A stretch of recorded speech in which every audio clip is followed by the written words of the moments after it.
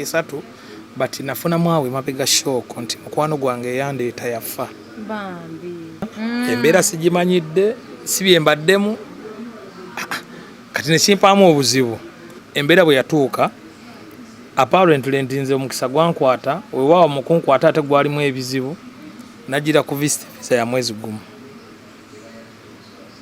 Alright guys, tuli Kukyeeyo updates chat nga mbera HK Media Hadija Kigozo kutusaako obulamu bw'omuntu ali Kukyeeyo. Era nga bonna olwaleero ndina chali wange wanene musazeeko. Sala kiki ekiriwo? Ndiyize ki ekiriwo? Tewali kiriwo. Ogamba otya? Ng'olilo. Obadde oteesa ki? Njagala ombeereremu.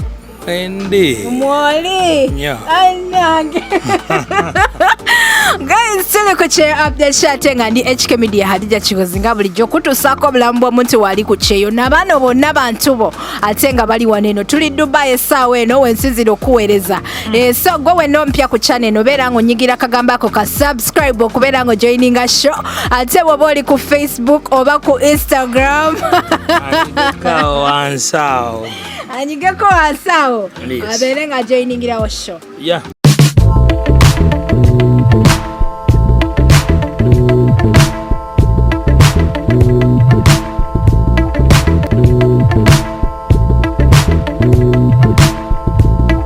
Okay, banange nga omwami ono gwendi naye ndooza bw'omulaba omutegeera bulungi.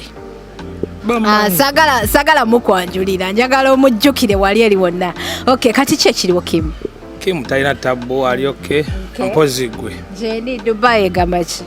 Kiriya talina tabbo. Kiriya talina tabbo. Tuli okay. Wanywedde biki leero? Nga sikuwulira. Okusenyo.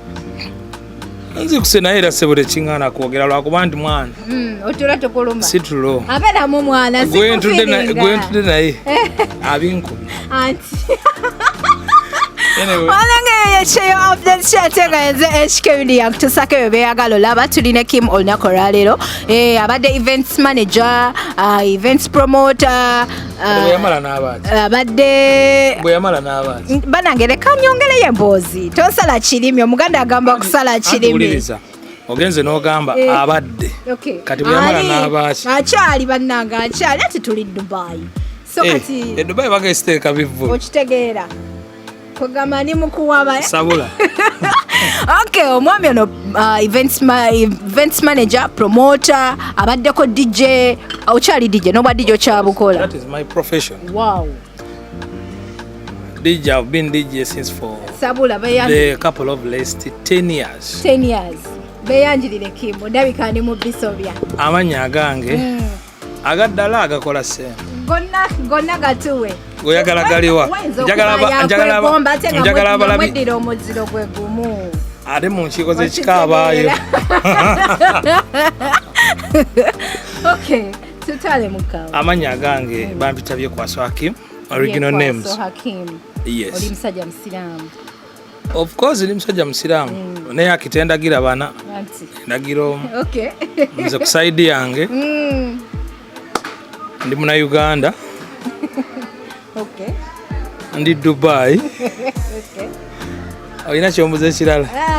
Yanjulira abantu bulungi Kim. Kim.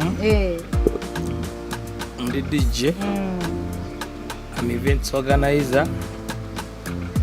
Artist manager. Ate nze speaker wa DJ mu Uganda. Yagwe speaker wa DJ mu Uganda. Tutandikiraawo. DJ edda bwe nali nkula ekintu kino ekya DJ abantu tebakiwanga kitiibwa. Like kyabeeranga kiri minimize nga kitwalimwanga ekintu ekiri awo ekyokuzannya. Ensonga eno gyogerako ki? Kankubuleko ekintu kimu. Sijja bawakanya nti tebakiwanga kitiibwa. Reason being nti embeera ba DJ zebeeyisaamu oba zebeeyisangamu oba zetweyisaamu zisobola okuwa ekifaananyi ekyo naye fe abagenzi bakitegeera nti obwa DJ mulimu. Kuba reason being nze ndi wano ndabirira omukyala nina omwana ndabira famire yange buli kintu kye nina nkifunye mu bwa DJ. So obwa DJ mulimu.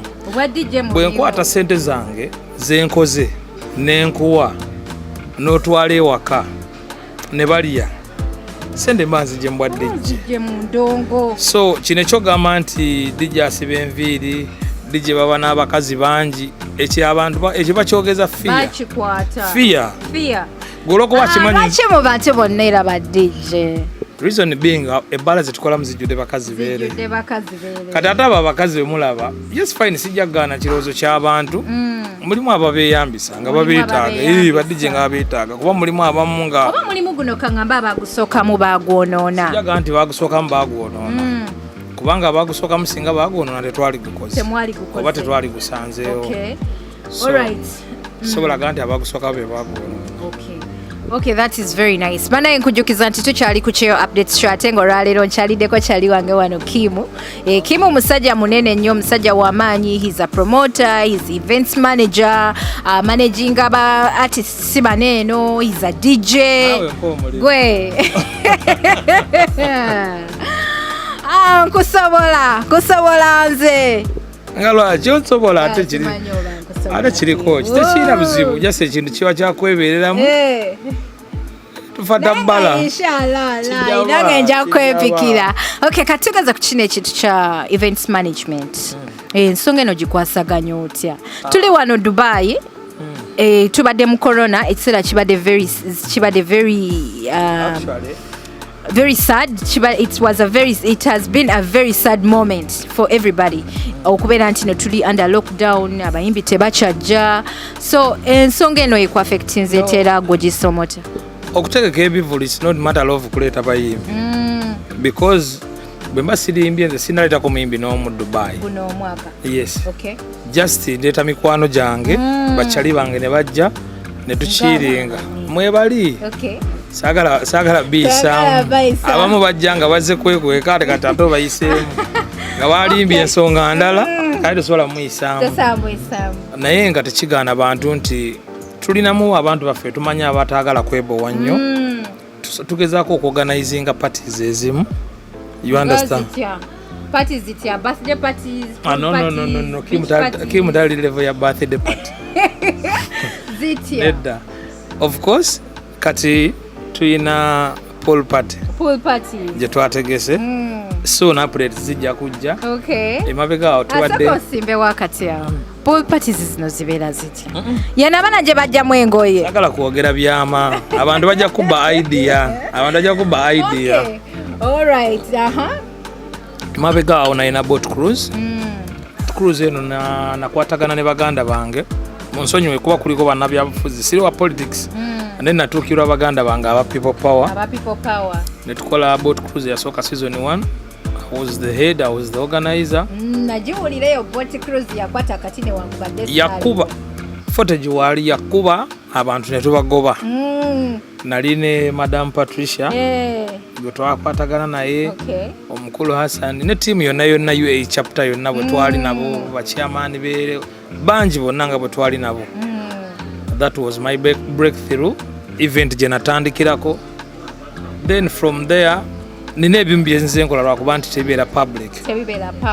Yes. Okay, omaze mbanga kimuna emyaka egijjudde 3. Emyaka 3 gyonna egijjudde ati sente ziweze sente za Imran mpaka sente tata Imran sente za Imran tubalo ng'opadde sente. Okay, tugende ku nsonga endala. Dubai ekisanzo ki? Dubai actually ebadde mu challenges nyingi nti nange mu kujja sijagamba nti natandikira mu bya event. Yes, because guli mulimu gwange ngwagala naturally nesigwe natandikiramu nange ng'omuntu nina emirimu gye natandikiramu emirala. Then nenzija olw'okumanya nti nasooka kwagala kumanya mbeera na Dubai bw'atambula. Omuntu ayinza beera atya mu Dubai bye nasooka okutwala okukola experience. Yes. Bwe namala obitegeera ntandika okusoma embeera ku mulimu n'enkola ebbanga nakolayo omwaka gumu. Mulimu ki? Natuukira mu kampani ya Moroka eya Nissan. Wow, okolanga electrician. Wow. Yes, bana aba computer diagnosis nga nkola system ya Moroka kutereza bikyevudde amasannyalaze ebyo mbadde nkola owayali. Ate nomuna esigusomanga. Lwaki wagulekawo? N'ogusoma sigusomanga naguyigira wano. because ebbanga lyembadde e Kampala sikirowoozanga nako nagenda mu motoka naye embeera bwe yatuuka apparently nti nze omukisa gwankwata wewaawo mukunkwata ate gwalimu ebizibu nagira ku visit visa ya mwezi gumu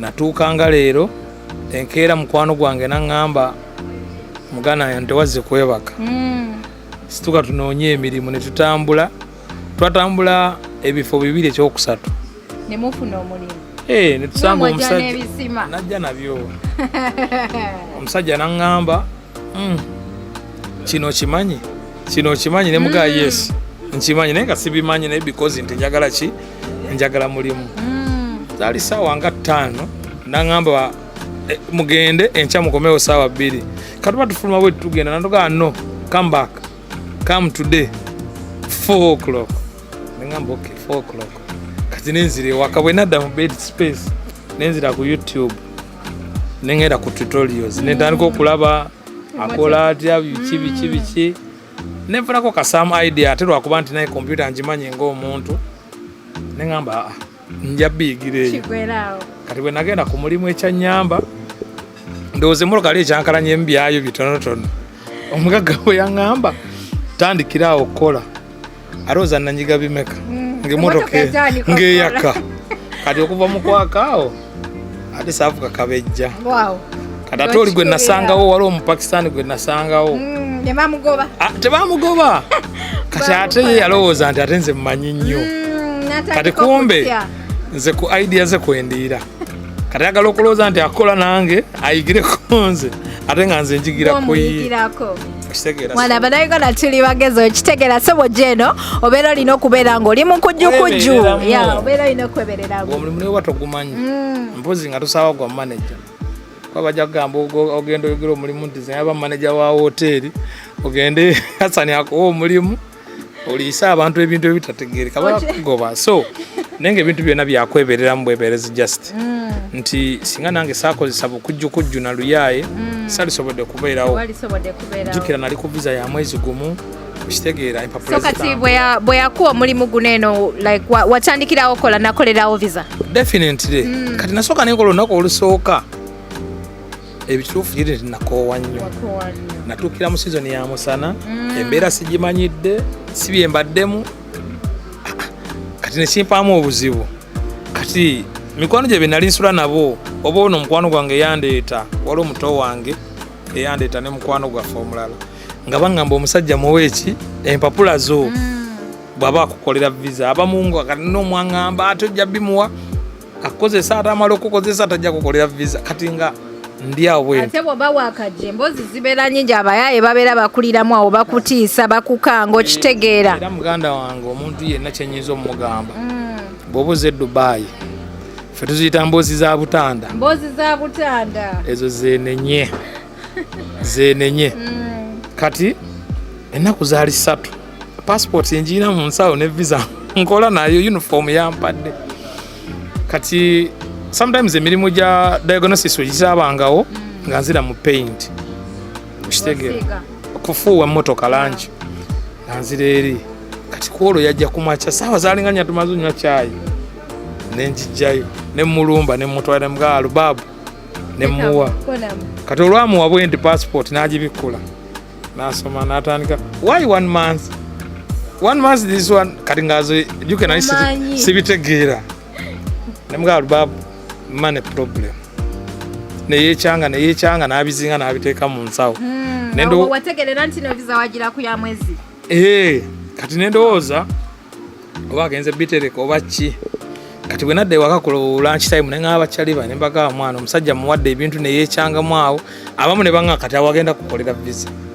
bw'aba agitutte abamu ne baŋŋawa agenda bitereka bwebinaggwako ng'akuleetera ne bakuteeka ku pressure so life yali bweto kati mu mbeera eyo nalwala omusana guno gwampisa bubi nnyo nga ntuyana nnyo nembutuka nnyo nendekera okukola kanemala ennaku 3 nga sikola n'ayomba nankubira essimu ng'ayomba nga tannaba sinnamanya kigenda maaso naye nga lwaki sijja kati olunaku lumu ne banza okusaba kyalibe ne baŋŋana omuganda wange Dubai bagoba ezennaku z'omaze ogakudda omulimu ng'ataddewo omulala genda ku mulimu oba oli mulwadde omusajja akulabe nezija ku mulimu nga nayiye skiini yo neebutuse nemubikkulira bwenti olubuto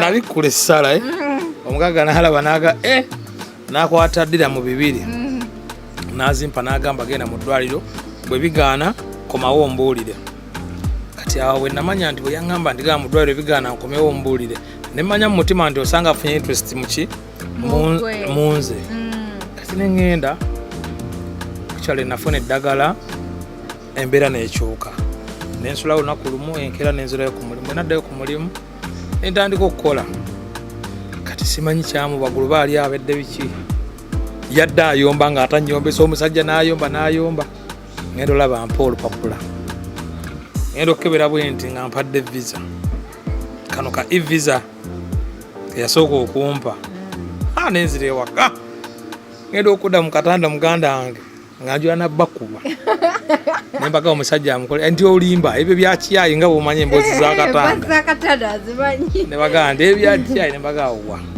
kati munaye ngenda okuddayo olweggulu nga ndetera contract nga njiwako mukono nebyesente no terwasooka biteesaze ngenda kukolera nga gwageze bugenze ku mulimu nga tomanyi na sente zogenda kukolera njagala mulimu okitegeera si muto jasi bwongo bwe wali obwebase mu field mwe nali kati awo tutandika okukola contract ngenda osoma contract sente zenina okufuna ndaba 14,500 gundi nga 500 zenyina okufuna ndaba obukadde 8.5 nga zenyina okufuna naye yaŋŋamba ngenda sooka kuwa 1,000,000 kutegedde 2 naye nga wali nsayininze mu kitono no wano tewali actually mu field eyo wetu omuntu asemba efuna sente entono ziri 2,000 mu contract za wano omuntu bw'aba azisomera kuba nti ebiseera ebisinga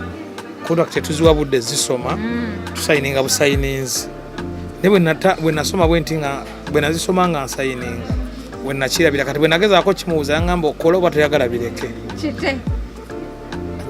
nenkijjako akasale kati bakyali bange abo ne batandika okuŋŋamba naŋŋamba agukola bw'oba owulira toli comfortable nago wano okola emyezi 6 oba 7 nokansolinga noresigninga nogaa nonoonya omulimu omulala kati nenkola bwetyo nembeerawo nga mbeera yakunyigiriza naye nga bwengenda bwenkola ki bwembuuka nengenda nemala nenfitinga society nenkijjako leera kati bwe lwatuuka nemugaba muganda wange nkitadde bweba tonyongeza sente nkitadde wanyi weewaawo era enkya sijja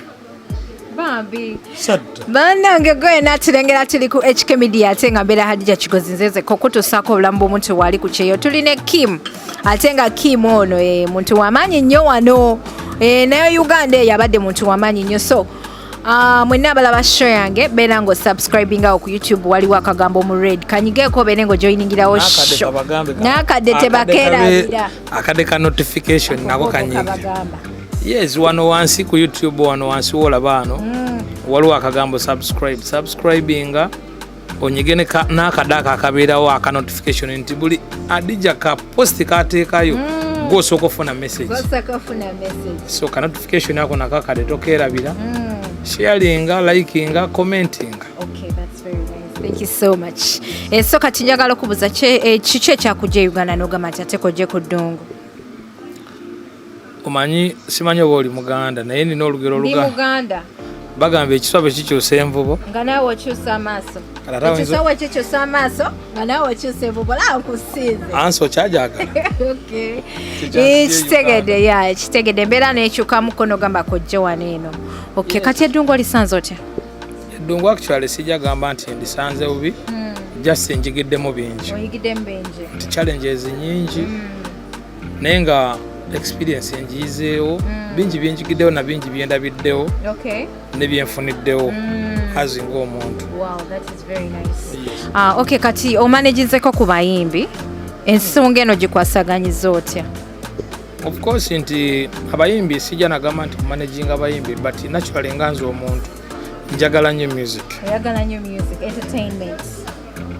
onyima okulya ne bakuwa entertainment ne bwonga ndigenda mu club ozanye music park era nze mubulirisi baka mbeera ku YouTube laptop kola research ku music kubonoonyereza ku bayimbi bwe bulamu bwange music so naturally ekyo ekintu nkyagala nti era bwona agenda ekampala ojja kusanga nti sibadde na muyimbi omu badde n'abayimbi bangi most of the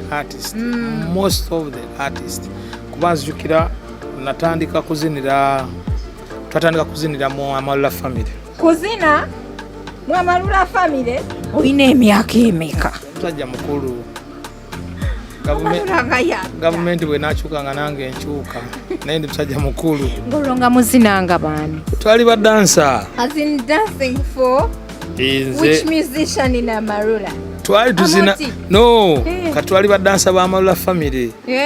Bwegenda okustaginga abantu fa abasookawo nemusooka ne mu entertaining balingala nva mu Amalula awo twali ebiseera twali n'omuvuka bamuyitanga bigino gundi ng'oli mukulu nnyo twabeeranga n'omulala bamuyita Jibril Mwonga abadde manager wa Chameleon emabega kaawo yaliko ewa Ragadi twali omugenzi Jime Katumba no Jime yaliko waliwo video ya Ntongo mwana wa nyabo Ntongo oyo yalimu yali ne Steven ye yali ne mu video ya Kantinti Little Joe bannange Jime yali akola ku NBS bambi moyo gwe gumule mirembe yali chaliwo yanjigiza gwe mulembe gwamwe yo ligi yanjigiza no zina linkalo oyo gai mujjukira nga ndi mwana mtona mulabanga mu video za Ragadi leta o Katonda asimanya leta or something like that katwakikuba dda save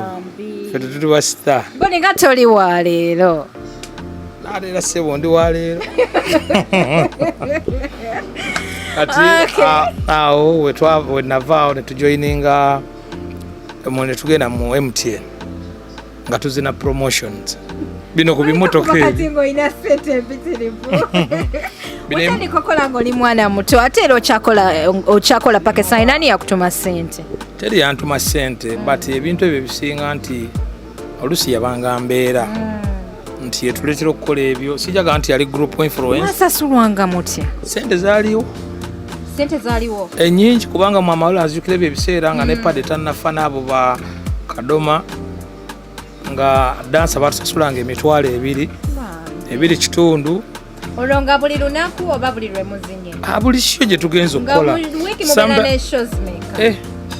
n'olunaku olumu twabanga na show 2 olunaku lumu ngamba mumaliriza eno zino eno nga babagamba mugende mutandikire tubasange mugende tubasange katate ekirala nti ebiseera ebyo abantu bafuwanga nnyo ssente ku stage twerabiranga n'okwerabira ebiseera nti wakulira ku mulembe gw'abantu okufuwa ssente twerabiranga n'okwerabira nti balina okukola ki okusasula z'omusaala okasinga ku kubafuwa ssente zino zewakutte zewayodde ng'odduka buddutsi tolinda bino budget station mayanja ebiseera bino bye twabeeranga nabo onke bana etele ku HK Media ate nga mbeera Hadija Kigozo kutuusaako obulamu bw'omuntu waali ku Kyeeyo ndine Kim ate nga alina emboozi ye bambi eri very interesting ate nga naye ali waneeno ku Kyeeyo gwe wenna ndabira wonna wondabira mu nsi ez'enjawulo mu Oman awo mu Kuwait abaana abo mbatumira nnyo lwa nsonga banfolowinga nnyo bambi wenna n'abalala sigambye bokka naye mbatumira nnyo lwa nsonga mbalaba nnyo mbamanyi era naffe tubaagala nnyo banfolowinga nnyo abaana bali eyo mumaanyi kirungi bambi kyemukola tebakoma okwo bongere n'okusharingira ddala basharinge bakomentinge bayite ne bakwano baabwe bajja ate bakole ki bateyungeko so olwaleero Kim ali mututolamuko mu mboozi eri very very interesting goye nabadde tomumanyi nsuubira leero omutegedde gwemuliga okusoose n'okunyumya ku lifestyle yange nga ndi wa mukisa embeera ekutwala ete wanino mu Dubai eryoka okutwaliza awamu kuba kati sikyalina kyenyinza kabambo Dubai anyiga Dubai experience gyenyina nyingi kuba kati saawa eno n'abantu abandi ku mugongo bangi wano Dubai bendeese ne benyamba okujja so kati sikyalina kinyiza kukaabira. Boyamba okujja okola visa kiri kita? Nina kampani essaawa eno gye nkolagana naye ekola visa ewa abantu emirimu. Ewa abantu emirimu oba ekolera abantu visa? N'ekiro kyaliwo ngenda nina bamaidi bengenda okukima ku kisaawe. Kitegeera. Ensonga abaana gye bali eyo baagala emirimu, abaana baagala okukola. Era Dubai wano abaana abasinga teri atamumanyi. Teri atamumanyi. Ali musajja muyiya nnyo. No, bino bintu bya kugira nti omuntu yenna tolina kubeera ku kintu kimu. Buli wogezaako ekintu n'olaba nga tekijja. Ng'okwata ekirala. Kwata ekirala. Omanyi nze bwe nali nzija Dubai n'ewa target. Target yange ya myaka 4. Wano. Actually gyali myaka 3 but nafunamu awo mabega shock nti mukwano gwange Eyandeeta yafa. Ekitegeera. So bwe yafa twamuziika na wano kuba tetwasobola kumuzaayo waka. Lwaki temwamuzaayo? Yali biseera yafa mu biseera bya corona. Embeera ngambi nnyo. Kyaliwo obusobozi waliwo obusobola omuzaayo. Omuwala gwenna. No. Bamuyita Ande, yali muyimbi bamuyitanga Ande Jones. Bambi nga kitalo nnyo.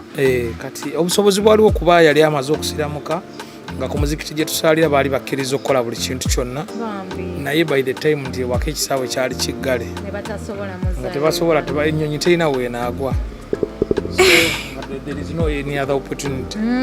Kitwali tulina okukola netumuziika wano. So kati nekimmenyamu.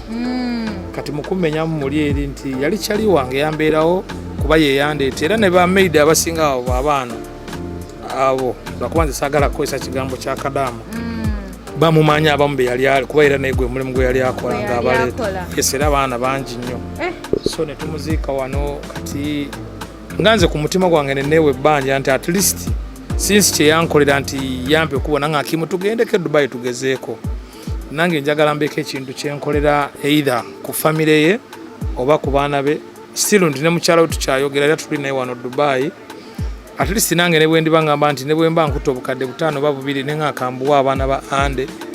Okitegeera. So kyekyakyusa mu programu yange. Omutima gwange guba mukakkamu nti at least nalina kyenkoze ne bw'aba kyali wange alina gy'ali awo ali okay. I'm very emotional. Ebintu bino ebyennaku birina engeri gye bintakinga mukaawo. Naye nga may his soul rest eternal peace. Family ye yonna ebeere nga Mukama agigumya. Alright, kati tugende maaso. Bwe nzija mbeerawo nabadde nkyakunyumiza engeri gye nzize mpenetratingamu okutuuka wano wendi. So maliriza ebyo bya MTN tuvaayo sente ziga tufunye sente twazifunanga but by the time saabanga na plan. Tewabeeranga na plan mwaziryanga buli ebintu wa surviving otya waluyitako otya? Natandika okupangisa 12 mu kuba ebiseera ebyo Kampala teyali muwangu 25 nali ntandise okupangisa 25 nga mpangisa nali mpangisa na Makerere. Olina emyaka emeka? Ogenda gimanya banzaala 19 lwali lwa Sande shaawa zaali 8 era ennaku z'omwezi 4 Januari. Kati omwaka ate sigugambe 9 mu 8 gundi.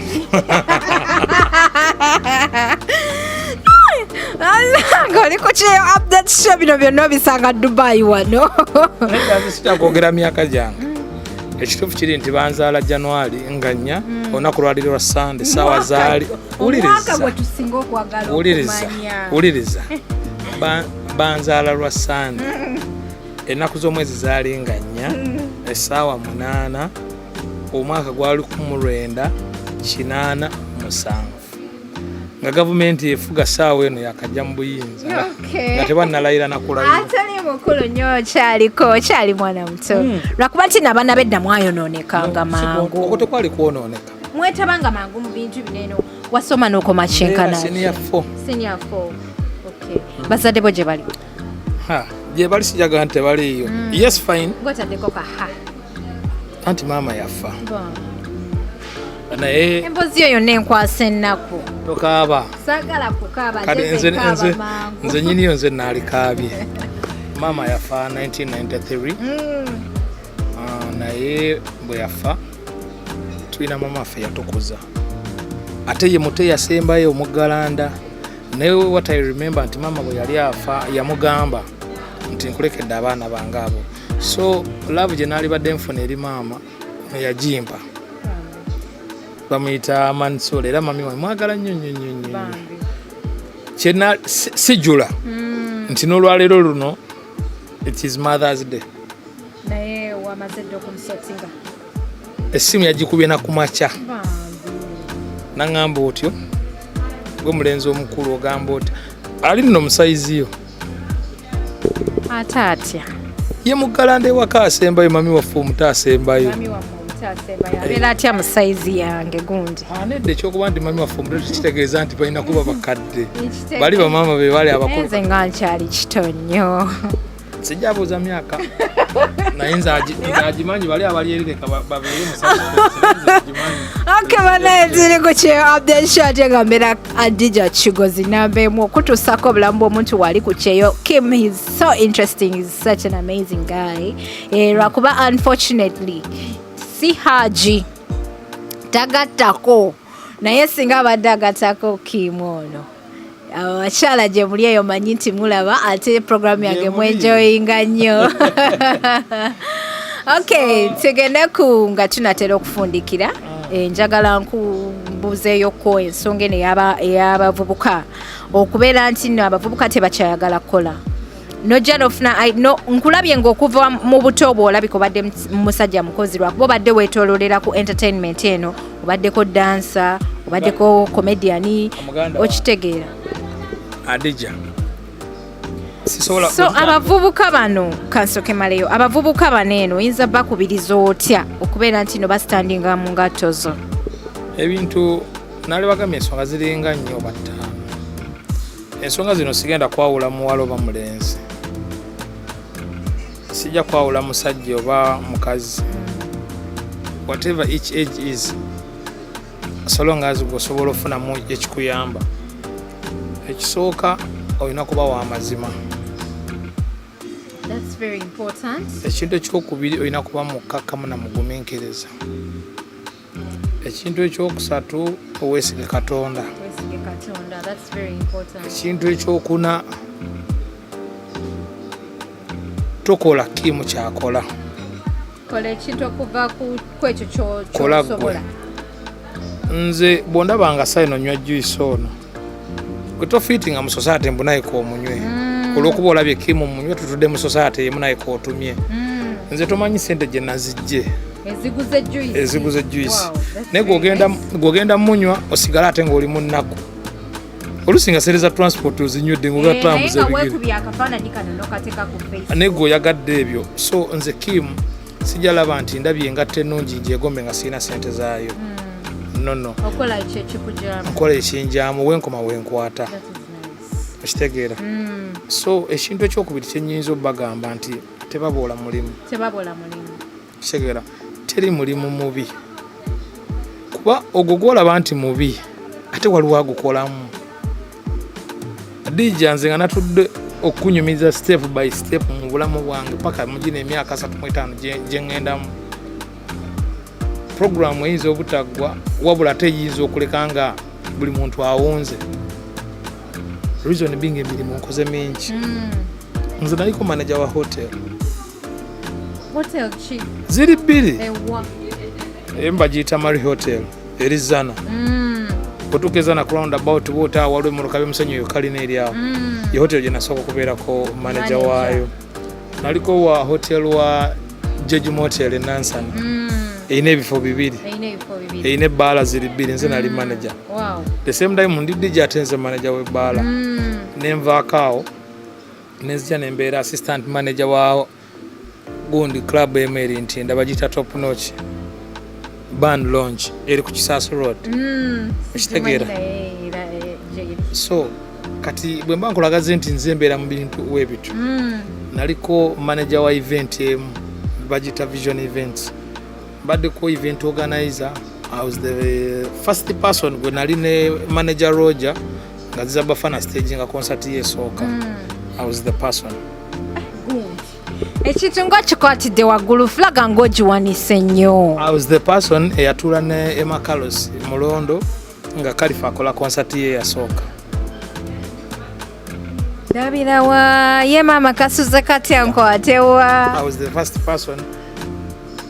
Bwe tujja nti nkoze show Eastern region, Northern region ezisinga buli artist ya nze nasooka okutwala abayimbi okuva Chameleon, Bebe Cool, Bobby Wine, Fiye, Bani, Eke ng'akyaliwo, Palaso ya Kadda, Shiba, buli muyimbi. Wow. All nga mbategekere. So kati ebyo byonna bwe nkulaga nti nzize nkola ebyo byonna. Oli musajja mukozi nnyo. Nvudde mu ebyo kati nkuwadde example nega nti nzi natuuka e Dubai ntuukedde mu byalangi ndi mu byamasannyalaze siina kyemmanyi but mbiyize kitegeera kati ebyo nze tebinkutako gwansanga nonsekera you laugh at me at this moment by the evening hours nze ngenda okusekera ogenda okujooga ngenda kuba ninamu ettooke gwe yansekerera toyinaamu okitegeera kati ebyo na mpaka bwe natuuka ne tubimala nti kati ekyo kivuddeko otandise okukola omulimu omulala oba kati saawa eno ate kati si byendimu nabivaamu sa eno n'emirimu ebiri actually kange nti n'emirimu esatu n'omulimu ogwaye nti neekozesanga nze olina n'ogwa company nina companies bbiri saawa nina ne company gye naakamala okusayininga nayo kati saa eno visa gye ndiko ndi ku yawe obwesi ndi ku yange kuba nze neekolera naye nkola mu hotel saawa eno ndi mu hotel ndi waiter oli waiter Zeta downtown restaurant ku Burj Khalifa gundi paku sente yenkola saawa eno kitegeera ate the others yemwe musavinga bali eri abasajja mpunza n'okuwunga mwana yemwe musavinga bali eri abasajja abakulu abasajja ab'ebbeeyi lwakuba nti ebyembi ku mulimu tibali abantu betubeeramu bantu bavunaanyizibwa nnyo singa kibadde kisoboka njagezaako okwogera ne management wali ntutteyo ojje okwate no okugenda gyagenda naye ojje okwate balabire ddala nga nzunga ne trench kutte bulungi ayandayit bantu bo so kati bwolaba ngamba ekyo ekintu I'm proud of my job nkola time yange 6 hours nyinyuse 9 hours nennyuka nenzira ewaka nenzira mu mirimu gyange emirala. Okay. Ndabyeko ku status za Facebook, ku status zo eza WhatsApp ng'obeera oli mu gym all your time. Omubiri ogukuuma otya? Kati gwe kyekikwewuunyisa nti emyaka gye nnyina omuntu okundaba okulaba ng'ofaanana ab'oti omuntu nti nze neekola programu eyange nze tebankola programu manya nti ne bwe mba nyinyuse ku mulimu nina okutwala obudde nti nina okutuuka ewaka ngolola uniform gye ngenda okwambala enkyeno ngireke nga njozeza bwe mala before nga sinatuula ku relaxinga nzije mu gym ntraining manye nti nina training ya 2 hours malo traininga I go back home eno twefumbira tebatufumbira kati netegekera ekyokulya malo okwetegekera ekyokulya emmere ngirekeko nga oba eri ku kyoto oba ku gaasi etokota nzingere naabe malo okunaaba nzije nejjulire ntegeko baka muvi kange oba ndongo yange okiringe nsale essala lyange olumala ozisala essala lyange nzira ate emirimu emirala egya laptop mbikule ntandike kunyiga pesa. Wow, okay, oyinayoko abantu beyagala otumirako? Of course nja tumira ku bantu balinga bana. Nja kusooka ntumire chairman wange omukulu Hassan The Rocks. Okay. Asangibwa ku Deira ku Montreal building kuli hotel gye bayita Mpombo African Restaurant. Mutumiddeko Charlie wange on big up on yourself. Tumire ku Captain Michael Charlie wange director wange wa company gye tukolera. Wow. Ya visa Raja on yourself. Ntumire ku kito kyange. Wendi wano. Goli wa kyama. Wendi wano kitoki. Waliwo kito kyange ekirenzi. Goli kiwala waliwo ekirenzi. Okay. Bamuyita Ziad. Yeeyita hard disk Uganda. Lwaki yeeyita hard disk Uganda? Oli bimubuuza. Nga musaze. Mpozi ntumire ne ku balabi baffe bonna abalungi. Sijja salawo nti wano baano wabula okwetoloola ensi yonna across the globe. Kuba tukikuba across the globe. Lastly nja kusembyayo Omumbejja, Omuggalanda, omwana wa mami, omwana wa daddy Kibubu Adija Kigozi. Bannange, Kim has really a very amazing story. Gwe wenaali eyo ng'otirabira ku YouTube awo nkujukiza nti beera ng'onyiga akagambako ka subscribe mu ready okubeera ng'ojoiningirawo show, commentinga, likinga o sharing. So olwaleero mbadde ne Kim ono, tetugenda kutwala too much of your time. Bw'oba ondaba omulundi gw'ogusooka, amanya gange nze Hadija Kigozi nga nkutuusaako obulamu bw'omuntu wali ku Kukyeeyo. Kigozi yani? Kigozi ye daddy wange. Okay, omusajja wuno ampangyeko show. No, si muwamba show. Mmanyi mwagala nnyo limba. Mba mu family ya Kigozi. Hadija oli mufumbo? Siri mufumbo. Eriyo? Wabula ndeka naawe nze sagala kugera ku bintu ebyo kitegeeza. Nedda. Kyogera ku program. Dija, be proud of yourself. Gwe, kati nawe ntunuulire ondabe. Ndi muntu mukulu, we nabeera ntusiza okwagala okubeerako nekyengamba public nja kibagamba, but for now, no. Gwe wenaali eyo nga gwe yagala n'omukyalo ono, obanga gw'omanyi nti gwadeetinga omwana ono. Mwanyoko. Oli mu buzibu. Reason being, waba tasobola kumeshoninga wano. Toli. Otherwise, wezuule. Toyanza nnyo bakwano, big up on yourselves.